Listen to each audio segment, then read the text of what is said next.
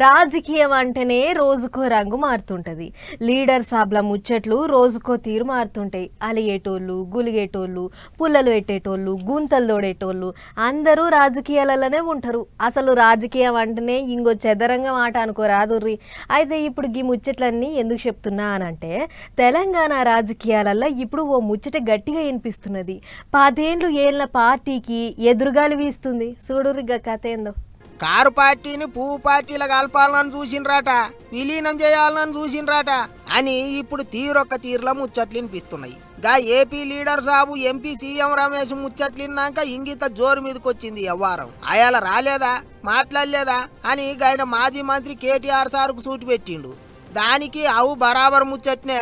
కవితక్క జైల్లో ఉన్నప్పుడు కారంగానే కారు పార్టీని కలుపుతామని అడిగినరు కదా అని తెలంగాణ పువ్వు పార్టీ వాళ్ళు కూడా నడుమ మాటలు ఇరిసిండ్రు. దీని మీద ఇప్పుడు 2 పార్టీల నడుమ పొట్టు లొల్లి నడుస్తుంది. తెలంగాణ తెచ్చిన పార్టీ 10 ఏళ్ళు ఏలిన పార్టీ గట్లెట్ల ఏరే పార్టీలో కలుగుతుంది అని అంటున్నారు కారు పార్టీ వాళ్ళు. ఇక చూడరి మాజీ మంత్రి ఏమన్నాడో. ఈ రోజు మళ్ళీ కూడా నోరు మెదుపుతూ తెలంగాణ గడ్డ మీద కలిసి తొడగొడుతున్న సీఎం రమేష్. ఎంత ధైర్యం, కేసీఆర్ లేనందుకే కదా. మళ్ళీ ఈరోజు విషయం చెప్పే ప్రయత్నంలో భాగంగానే ఇది ఒకటి చెప్తున్నాము. మా మీద విషయం చల్లితే కేసీఆర్ని పక్క తప్పించుకుంటే సీమాంధ్రలో ఉన్న ఇప్పటికే నీళ్ళు పోయినాయి. తెలంగాణ నీళ్ళన్నీ సీమాంధ్రకేనాయి, నిధులు పోతున్నాయి, నియామకాలు పోతున్నాయి. అన్ని పోయినాక మళ్ళీ తెలంగాణ ఎడారిగా మారిపోతుంది.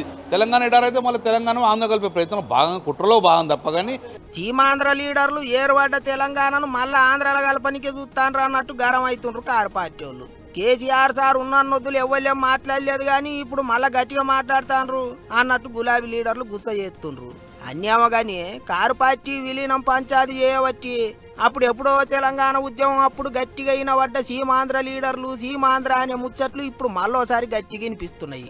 అయితే కారు పార్టీని పువ్వు పార్టీల కల్పనికే చూసిండ్రు అనే ముచ్చట్లు గా నడుమ కవితక్క నోటెంట కూడా వచ్చినాయి. అందుకే నిప్పులేందే పోగరాదు కదా అనుకుంటారట చాలా మంది.